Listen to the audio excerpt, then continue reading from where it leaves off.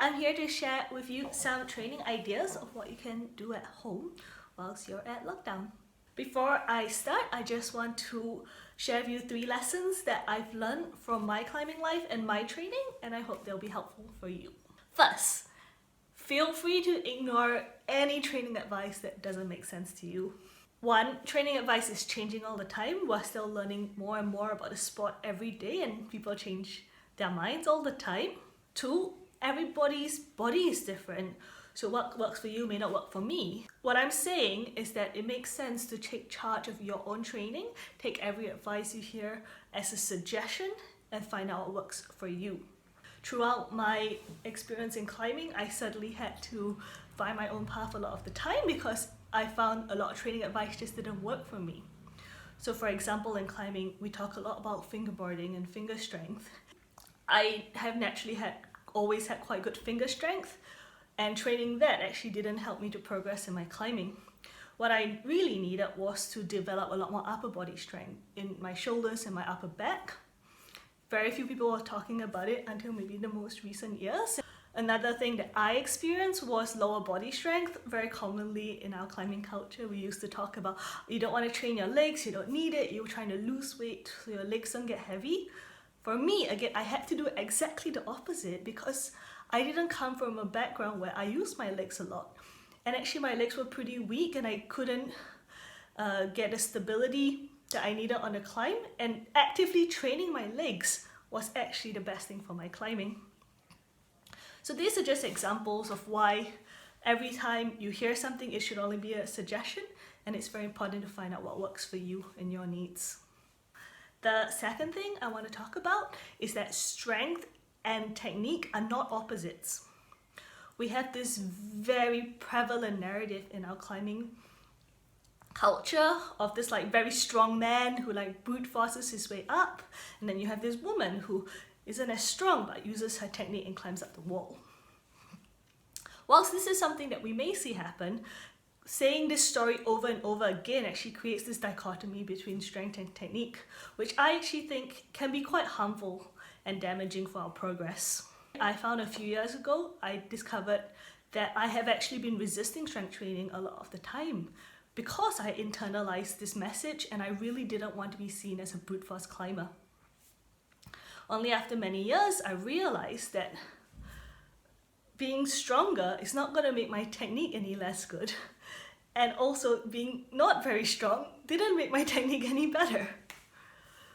Strength training is really about respecting your body. Climbing is a really demanding activity. And if we want to try something that's difficult for us, push ourselves. It's really important to give your body what it needs. When you have a higher base level of strength, you give yourself more time to learn the techniques because you don't tire out after 2 or 3 goes. The other thing it gives you is that it really reduces your injury risk because your body can be operating at a lower capacity of its max strength. So we're less likely to get really tired and hurt ourselves. The third lesson I'd like to share is that it's really important to hold yourself to your own standards. I think that as a woman growing up in climbing, and maybe this was more relevant 10 years ago than it is now, that people don't have very high expectations sometimes of what you're able to achieve. Certainly, even outside of climbing, the idea that a woman could do 1 pull-up is quite a novel idea. And even in climbing, it's very common for us to look at 5 or 10 pull-ups and consider that to be incredibly strong for a woman. The thing is, the rock does not discriminate whether you're a man or a woman. Whatever your goals are, the strength demands of them are consistent throughout everyone who tries it, and it's really important to look at your goals, what it requires of you, and building yourself up for that. So those are my 3 lessons that I hope will help you to contextualize the information that we're going to talk about later. What I'm going to show you today are just some bodyweight exercises that require absolutely no equipment, so I hope that it can be relevant for more people. I'll also show a few different progressions from each activity, for each exercise, so hopefully you can find the one that suits you best. You do want it to be challenging, so it gives you some stimulus, but also not so difficult that you're not able to complete it. in terms of how you're going to put all the exercises together, I think this is really up to you.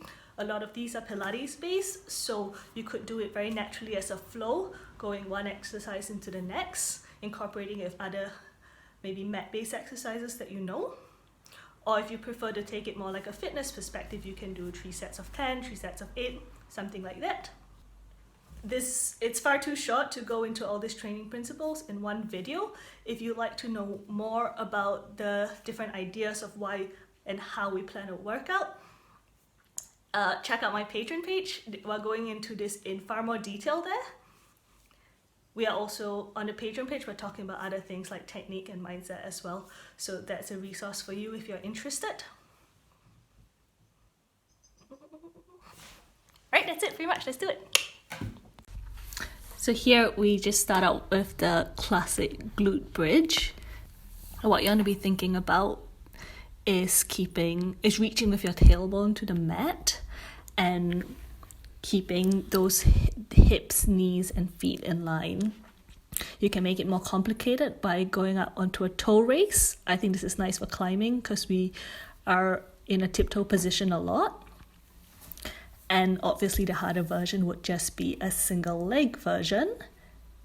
What we're thinking about here is keeping your hips level. So same thing, reaching to the mat with your tailbone, and you want to see if you can keep the hips level as they reach up and down. And then you can add the toe raise as well for the single leg. If you bring your feet closer towards your hips, it'll make it a little bit easier to control. And if your feet are further away, it'll be harder.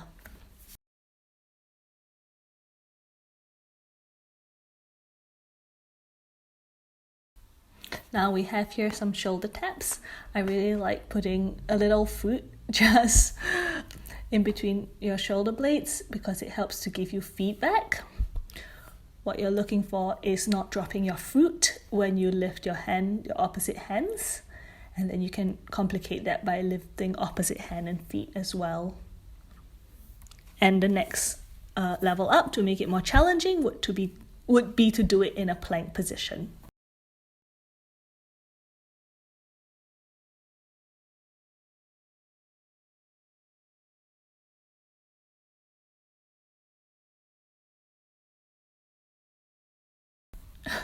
And as you can see here, I'm struggling even a little bit. It's really quite a difficult exercise.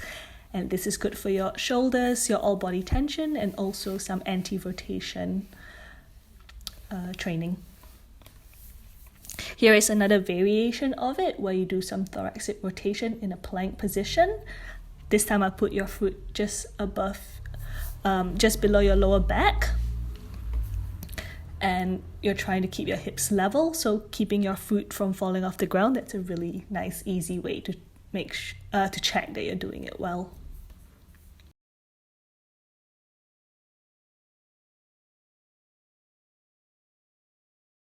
Side plank, it's a classic. It's really nice for shoulders again. And what's nice is you can isolate one side from the other. So if you have an imbalance between your left and right, this is a really nice exercise to come to. How I like to do the side plank is to kind of keep the shoulder strong and holding it in this sort of position rather than leaning all the way back and balancing above your shoulder. I find that's more challenging position and it's more strengthening. If you're happy with the lifts with your knees on, you can then add some rotation. This will just challenge your mobility a little bit, but also the stability of that pressing away shoulder through different ranges. And again, we just have the harder version here where you come from a plank position.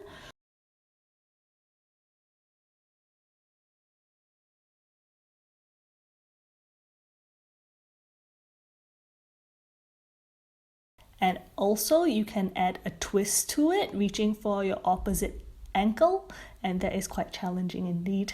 What's nice is you go from many different shoulder positions here, starting from your side, going all the way overhead, all the time under tension and controlling it. So it's a really good exercise for your shoulders. This is part of the sort of pelvic tilt series. From sitting is a nice place to start just to get some feedback of what your pelvis is doing. You want to go from a sitting upright position. lifting your waist out of your hips, and then kind of doing a pelvic tilt and curling back. This is going from a straight spine position to a curved spine position. And to make that more challenging, you can do the Pilates roll-up, which starts from the ground, curling as much as a curve as you can, and then sitting up straight, and then curling back down to the ground like this. So what's really nice about this, it's all about all body tension again. It's not like an isolated ab exercise, and you work a lot of your spine articulation and your hip control all at the same time.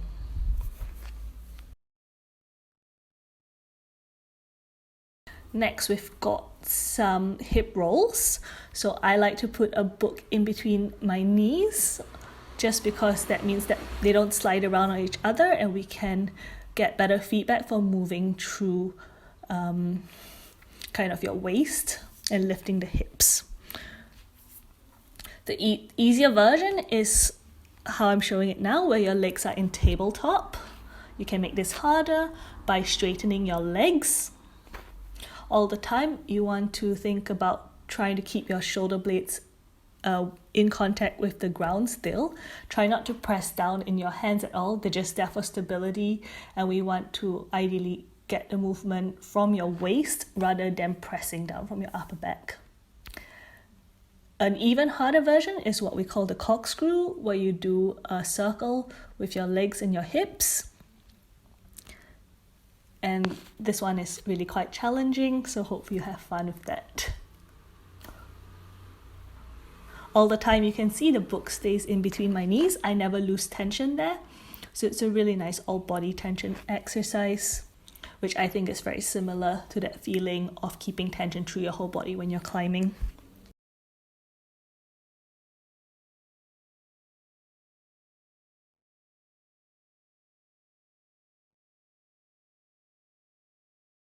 What I think is quite nice is to incorporate something a little bit dynamic and a little bit coordination based in every workout, so that we're not just moving slowly and controlled. Climbing is a lot about reacting and moving quickly, so we don't want to forget how to do this even though we're doing home workouts. So a simple roll into a stand, that's an easy way to do it. You can complicate it by kind of trying to roll a little bit to the side. Or you can make other kinds of challenge, like standing up with one leg. That will challenge your balance and your strength a little bit more in the single leg stance. Or you can also do it kind of trying to stand up in a slight cross feet position, just like how I'm doing here. Or you can just make up your own variation. Just have fun with it, really. Right, so that was some exercises you can try. That was actually quite a big workout for me. So let me know what you think. Check out my Patreon page if you want to learn more about what you can do during lockdown. And thanks for watching. Don't forget to share, subscribe, and what's it? Yeah. Share, subscribe, and ring the bell.